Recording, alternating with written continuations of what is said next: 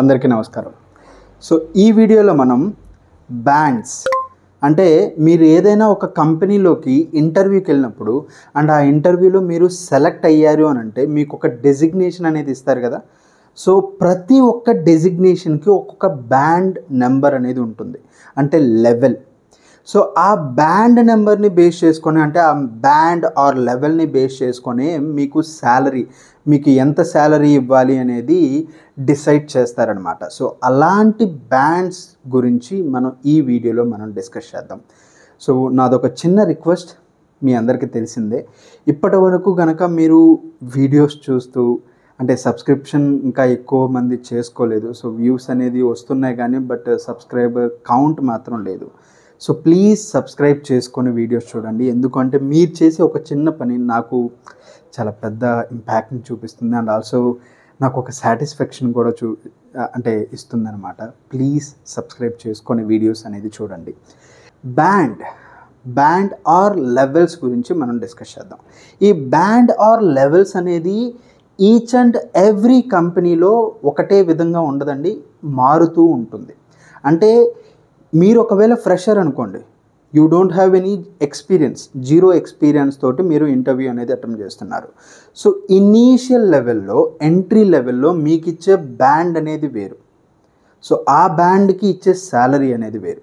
ఒకవేళ మీకు ఒక టైప్ ఆఫ్ ఎక్స్పీరియన్స్ ఉంది, అంటే మీకు 1 or 2-3 years ఎక్స్పీరియన్స్ ఉంది, ఒక 2 years ఎక్స్పీరియన్స్ ఉంది, అంటే 1 year ఎక్స్పీరియన్స్ ఉండి కూడా మీరు ఇంకొక కంపెనీకి ఇంటర్వ్యూ అటెంప్ట్ చేస్తే might be some type of questions రావచ్చు. అంటే లైక్ కంపెనీలో జాయిన్ అయ్యి 1 year అయింది కదా, ఎందుకు కంపెనీ అనేది మారారు, అంటే ఇలాంటి క్వశ్చన్స్ అడగడానికి స్కోప్ ఉంటుందన్నమాట. అట్లీస్ట్ ఒక 2 years మీకు ఎక్స్పీరియన్స్ ఉంది అనుకోండి, అప్పుడు మీకు ఎంట్రీ లెవెల్ కాదు, ఒక మిడ్ లెవెల్ బ్యాండ్ అనేది మీకు ఇస్తారు, మిడ్ లెవెల్ బ్యాండ్. సో ఆ మిడ్ లెవెల్ బ్యాండ్కి ఉండే శాలరీ రేంజ్, ఆ salary budget is different. And also ఏంటి అసలు ఈ బ్యాండ్స్ ఏంటి అండ్ దీనివల్ల మనకు వచ్చే అడ్వాంటేజెస్ ఏంటి అని అంటే, బ్యాండ్ని బట్టి మీకు, అంటే ఆ లెవెల్ని బట్టి మీకు కొన్ని అడిషనల్ అడ్వాంటేజెస్ ఉంటాయి.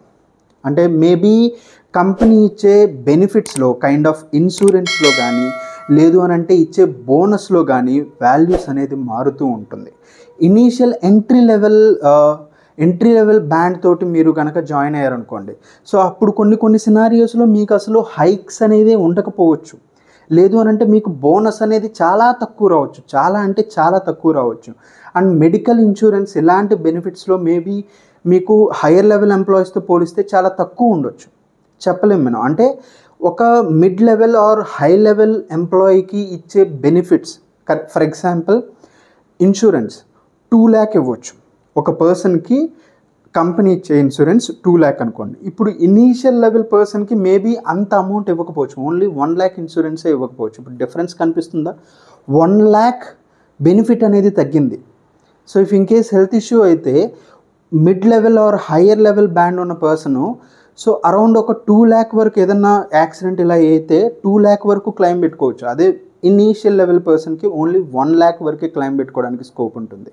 సో ఇలాంటి టైప్ ఆఫ్ బెనిఫిట్స్ అనేవి ఉండవన్నమాట. సో మీరు ఏ బ్యాండ్లో జాయిన్ అవుతున్నారు అంటే ఇది కూడా వెరీ వెరీ ఇంపార్టెంట్. మీరు ఏదైనా ఒక ఎక్స్పీరియన్స్ తోటి ఒక కంపెనీలోకి ఎంటర్ అవుతున్నప్పుడు, సో మీకు ఆ బ్యాండ్స్ యొక్క, ఆ లెవెల్స్ యొక్క ఇన్ఫర్మేషన్ అనేది మీరు ఎంతో కొంత ఖచ్చితంగా తెలుసుకోవాలి. మీకు ఏ లెవెల్లో, మీకు ఏ బ్యాండ్ తోటి మీకు ఆఫర్ లెటర్ ఇష్యూ చేస్తున్నారు, సో ఇప్పుడు ఆ బ్యాండ్కి, ఆ లెవెల్కి మీ ఎక్స్పీరియన్స్ సూట్ అవుతుందా లేదా. ఇప్పుడు ఫర్ ఎగ్జాంపుల్ మీరు ఒక 3 years ఎక్స్పీరియన్స్ తోటి మీకు ఎంట్రీ లెవెల్ బ్యాండ్ ఇచ్చారనుకోండి, కరెక్ట్ కాదు కదా, మ్యాచ్ అవ్వదు కదా.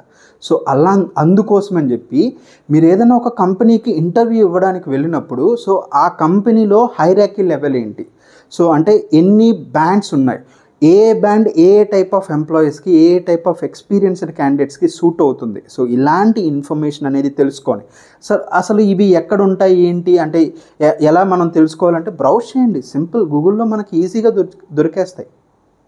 ఆర్ఎల్స్ గ్లాస్ డోర్ కానీ, ఆర్ఎల్స్ అంబిషన్ బాక్స్ ఇలా కొన్ని ఉంటాయి. సో అలాంటి యాప్స్లో కూడా ఈ ఇన్ఫర్మేషన్ అనేది మనకి తెలుస్తుందన్నమాట. సో మీరు ఏదన్నా ఇంటర్వ్యూకి వెళ్ళేటప్పుడు జస్ట్ ఈ బ్యాండ్స్ యొక్క ఇన్ఫర్మేషన్ తెలుసుకోండి. ఇంకా ఇఫ్ ఇన్ కేస్ మీకు ఇప్పుడు మనకి ఏవైతే కంపెనీస్ ఉన్నాయో, కైండ్ ఆఫ్ ఇన్ఫోసిస్ కానీ, జెన్పాక్ట్ కంపెనీ కానీ, డబ్ల్యూఎన్ఎస్ కంపెనీ కానీ, క్యాప్జెమినీ కానీ, కాగ్నిజెంట్ కానీ, ఇలాంటి కంపెనీస్లో ఏ బ్యాండ్ సైజ్ ఉంటాయి, ఏ లెవెల్స్ ఉంటాయి, ఏ లెవెల్కి ఏ టైప్ ఆఫ్ సాలరీస్ అనేది ఇస్తారు, ఇలాంటి ఇన్ఫర్మేషన్ మీరు తెలుసుకోవాలనుకుంటే, మీరు ఏ కంపెనీ యొక్క బ్యాండ్ యొక్క ఇన్ఫర్మేషన్ మీరు తెలుసుకోవాలనుకుంటున్నారో దాన్ని కనుక మీరు కామెంట్లో పెడితే, అంటే I'm just giving one type of target, అంటే ఒక సాటిస్ఫాక్షన్ టార్గెట్.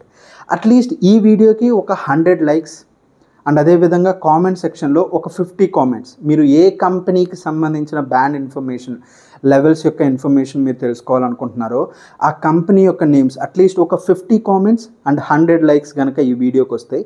సో నేను ఖచ్చితంగా ఆ కంపెనీ యొక్క ఇన్ఫర్మేషన్, ఆ కంపెనీలో ఏ లెవెల్స్ ఉన్నాయి, ఏ లెవెల్స్కి ఎంతెంత శాలరీ అనేది ఆఫర్ చేస్తారు, ఇలాంటి ఇన్ఫర్మేషన్ అనేది ఫ్యూచర్లో చెప్తానమాట. So the target is 100 likes, 50 comments.